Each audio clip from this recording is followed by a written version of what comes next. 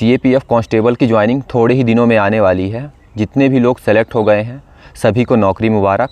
जय हिंद दोस्तों, मैं हूं त्रयंबकेश। आज की चर्चा का विषय है ज्वाइनिंग डेट एक्सटेंशन। जो इस बारे में सोच रहे हैं उन सभी का इसमें स्वागत है। कुछ ज़रूरी बातें जो आपको जानना ज़रूरी है, जैसे कि मैक्सिमम एक्सटेंशन कितने दिनों तक का मिल सकता है। तो 180 दिन तक आप अपनी ज्वाइनिंग डेट को एक्सटेंड कर सकते हैं।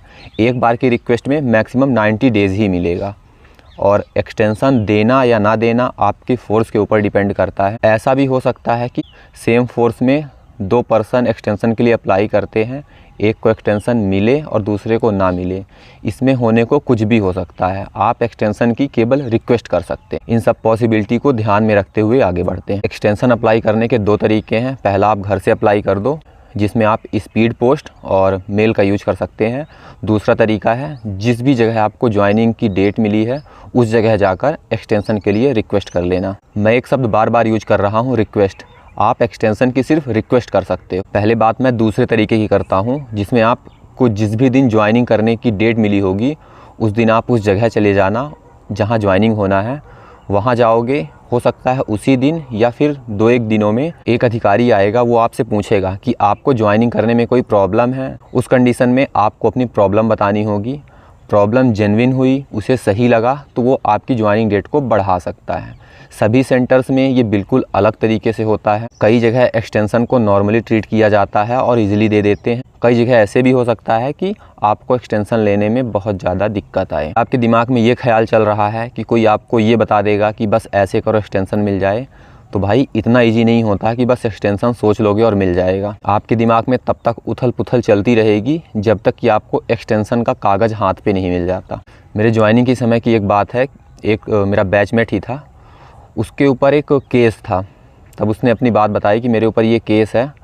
तो उसे ऐसा बोला कि अगर तुम केस को सॉल्व कर सकते हो और उसमें अपना नाम कटवा सकते हो तो घर जाओ और अपना नाम कटवा लो, उसके बाद ज्वाइन कर लें। तब उसने 90 डेज़ के लिए सेंटर से ही, ज्वाइनिंग सेंटर से एक्सटेंशन अप्लाई किया। उसे 1-2 दिन में ही सेंटर से रिलीज़ कर दिया गया था। उसके बाद घर गया और जिस भी केस में उसका नाम था उसने कुछ सेटलमेंट करके अपना नाम वहाँ से कटवा लिया। ऐसा नहीं है कि एक्सटेंशन आपको जितने दिन का मिला है ठीक आप उतने दिन बाद ही ज्वाइन करोगे। फॉर एग्ज़ाम्पल, अगर आपको 90 डेज़ या 45 डेज़ का एक्सटेंशन मिल गया है, जिस भी पर्पज़ से ले रहे हो वो पर्पज़ आपका जल्दी पूरा हो जाता है। आप उसके पहले कभी भी ज्वाइन कर सकते हो। इसमें ऐसी कोई रेस्ट्रिक्शंस नहीं है कि जिस डेट को बोला जा रहा उसी डेट को ज्वाइन करो। वो दोस्त जिसने इस बेस पे एक्सटेंशन लिया था आज वो इस नौकरी को आराम से कर रहा है। एक्सटेंशन एक ऐसी फैसिलिटी है जिसे आप अपनी ज़रूरत के हिसाब से यूज कर सकते हो। अब बात करता हूँ पहले तरीके की, जहाँ आपको अपने घर से ही एक्सटेंशन के लिए रिक्वेस्ट करनी है।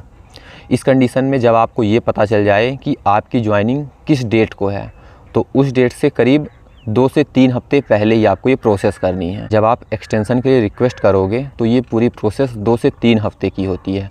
कई बार इसमें 1 महीने का टाइम भी लग जाता है। उस कंडीशन में आपको पेशेंस रखना होगा। यदि आप ऐसा सोच रहे हो कि आज एक्सटेंशन अप्लाई करूंगा, 7 दिन में जवाब मिल जाएगा कि आपका एक्सटेंशन एक्सेप्ट हुआ या नहीं, ऐसा बिल्कुल भी नहीं होता है। कई बार तो ऐसा भी होता है कि आपकी ज्वाइनिंग डेट आ जाती है फिर भी इसका रिप्लाई नहीं देते हैं। जब आप एक्सटेंशन के लिए रिक्वेस्ट करते हो तो ये प्रॉपर चैनल जाता है, उस प्रोसेस में टाइम लगता है।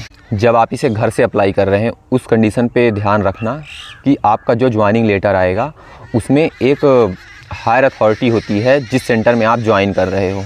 मैक्सिमम केसेस में वो DIG की रैंक होती है। जब आप एक्सटेंशन के लिए एप्लीकेशन लिखना तो उस सेंटर के DIG के नाम से ही लिखना। एप्लीकेशन लिखने का सेम फॉर्मेट वही है जैसा हम 10th और 12th में एप्लीकेशन लिखते आए हैं, उसी फॉर्मेट में लिखना है।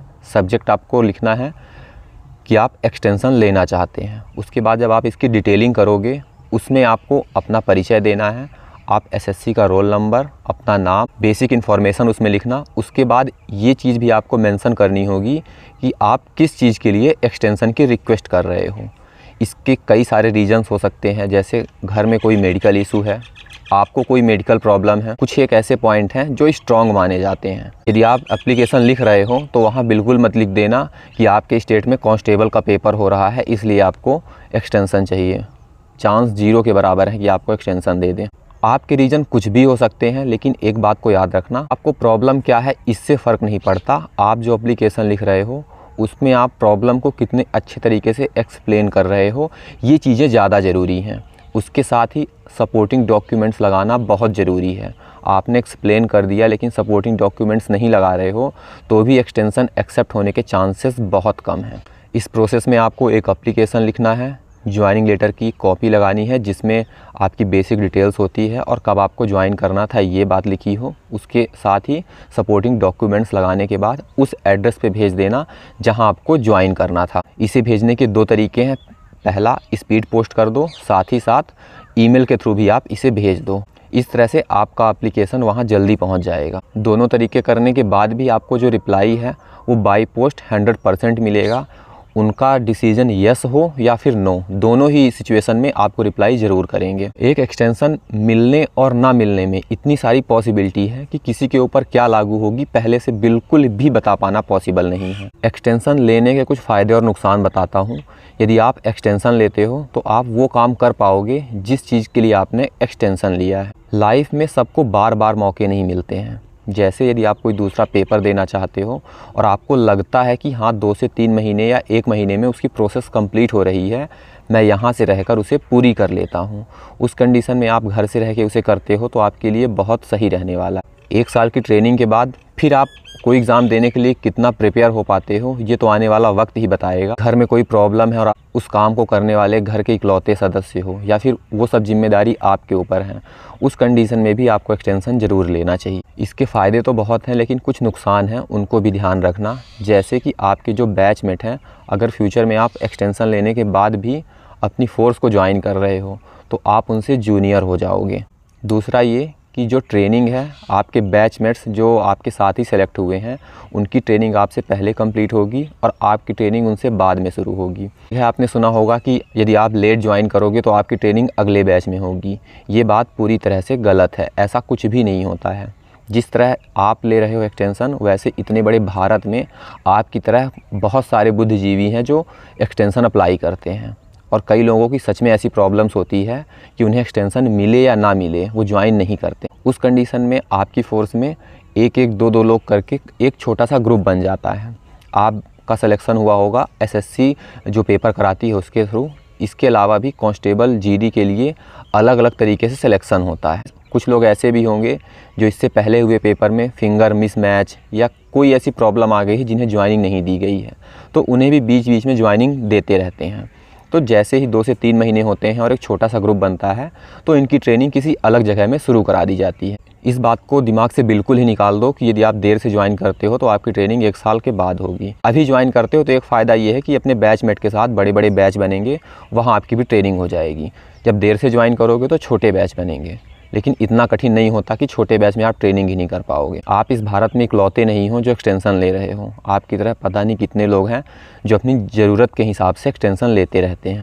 एक्सटेंशन लेते समय एक बात को हमेशा ही याद रखना कि एक्सटेंशन एक्सेप्ट होना या ना होना आपकी फ़ोर्स के ऊपर डिपेंड करता है। इस बात को आप ऐसे भी समझ लो कि आपने 3 महीने के लिए एक्सटेंशन के लिए रिक्वेस्ट की, वो हो सकता है आपको 1 महीने का एक्सटेंशन दे या 45 डेज़ का ही एक्सटेंशन दे, और ये एक्सटेंशन डेट उस दिन से काउंट की जाती है जिस दिन आपको ज्वाइन करना था। जैसे यदि आप 1 फरवरी को ज्वाइन कर रहे हो तो आपको अगर 30 दिन का एक्सटेंशन मिल रहा है तो इस पे 30 दिन आप ऐड कर दो। CAPF कांस्टेबल के ऊपर आज से करीब 1.5-2 साल पहले भी मैंने एक एक्सटेंशन के ऊपर बातें की थी, उसका भी मैं आपको डिस्क्रिप्शन में आपको लिंक दे दूँगा। CPO सब इंस्पेक्टर के लिए भी मैं एक्सटेंशन पे पहले बात कर चुका हूँ, उसका भी आपको लिंक मिल जाएगा। उन चीज़ों को देख के और कमेंट्स रीड करके आप कई चीज़ें समझ सकते हो कि एक्सटेंशन किस बला का नाम है। इतनी सारी बातों के बाद भी यदि आपके दिमाग में कोई डाउट रह जाता है तो कमेंट करके पूछ सकते हो। फ़िलहाल के लिए आप लोग इंस्टा पे मुझे मैसेज मत करना, मैसेज बहुत ज़्यादा हैं और मैं रिप्लाई किसी को पर्सनली नहीं कर पाऊँगा। यदि आप पर्सनली कुछ सजेशन चाहते हो या कोई बात पूछना चाहते हो तो आप यूट्यूब की मेंबरशिप ज्वाइन कर लो। उस कंडीशन में मैं मेंबर्स के लिए जब आपकी ज्वाइनिंग आएगी तो स्पेशल 1-2 लाइव कर दूंगा, वहाँ सारी बातें बता दूंगा। मैं हर छोटी छोटी चीज़ों पे यहाँ की बकवास नहीं करने वाला हूँ कि ट्रेनिंग में ये लेके चले जाओ, ट्रेनिंग में नहीं जाना तो ये कर लो, ये कागज़ ऐसे बनेगा वैसे बनेगा।